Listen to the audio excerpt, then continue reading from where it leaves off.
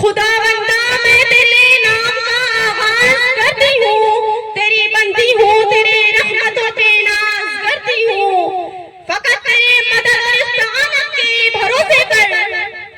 فقط تیرے مدد اور استعانت کے بھروسے پر مجھے اڑنا نہیں آتا مگر پرواز کرتی ہوں۔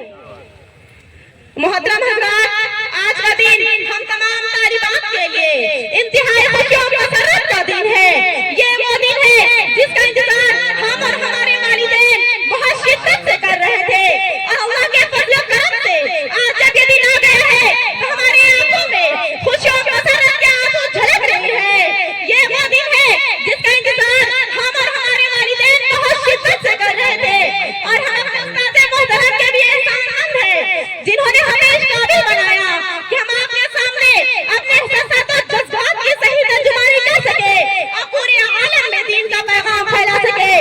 آج کا دن ہم تمام طالبات کے لیے انتہائی خوشی اور مسرت کا دن ہے، کیونکہ آج تک ہم نے اپنے مدرسے کی انجمن اور اس کے شہادیاریوں میں رہ کر جو کچھ بھی سیکھا ہے آج اتنے بڑے مجمع کے سامنے انہیں پیش کرنے کی سعادت حاصل ہوگی، اور اس مجلس میں شریک تمام خواتین و حضرات کے لیے بھی یہ انتہائی خوشی اور مسرت کا دن ہے، کیونکہ آج وہ اسٹیج پر اپنے بہنوں اور بیٹیوں کو دیکھے گی۔ مجھے یقین ہے کہ ان کا دل اپنے بہنوں اور بیٹیوں کے تلاوت کلام نعت مکرمہ کو سن کر بھر آئے گا، اور یہ دن آپ سب کے لیے ایک یادگار دن ثابت ہوگا۔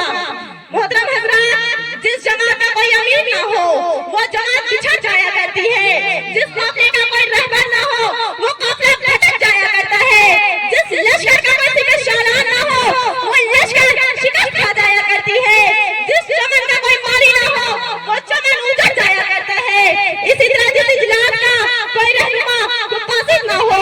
وہ اجلاس اس مقصد میں ناکام ہو جایا کرتی ہے۔ اسی کو پیش نظر رہتے ہوئے اس اجلاس کو کامیاب اور بامراد بنانے کے لیے میری نظر ایسی عظیم ہستی پر جا کر ٹھہر جاتی ہے جو محسن اخلاق اور علمی لیاقت کے بنا پر قابل تعظیم ہے، جو اپنے بے شمار خوبیوں کی وجہ سے مشہور و معروف ہے۔ کسی کی صفت نہ دیکھا تیرے حصول کے بعد، کہ کسی کی صفت نہ دیکھا تیرے حصول کے بعد، یہی دلیل میرے حسن انتخاب کی ہے۔ ان کلمات سے میری مراد استاد محترم کی جانب ہے۔ مجھے امید ہی نہیں بلکہ یقین ہے کہ دیگر طالبات میری تائید ضرور کریں گی۔ ماشاءاللہ، اب میں تحریک صدارت کے بعد تلاوت کلام کی طرف آگے چلتی ہوں۔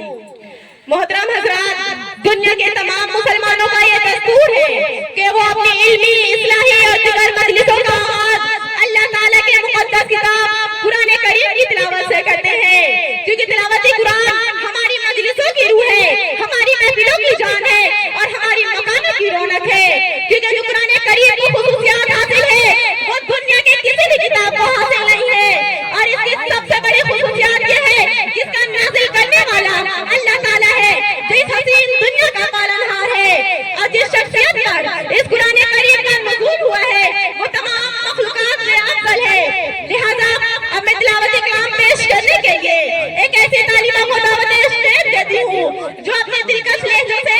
آنکھوں کو اپنی دانمندیدہ کرتی ہے، جو اپنے سریلی آواز سے تمام لوگوں کو مدہوش کرتی ہے۔ میری مراد آقا پروین کے جانب ہے، جنہیں اس شعر کے ساتھ دعوت دیتی ہوں کہ وہ آئے اور اپنی تلاوت پیش کرے۔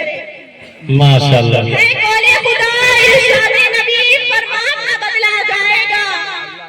ہے قول خدا ارشاد نبی فرمان نہ بدلا جائے گا، بدلے گا زمانہ لاکھ مگر قرآن نہ بدلا جائے گا۔ کیا بات ہے، ماشاءاللہ۔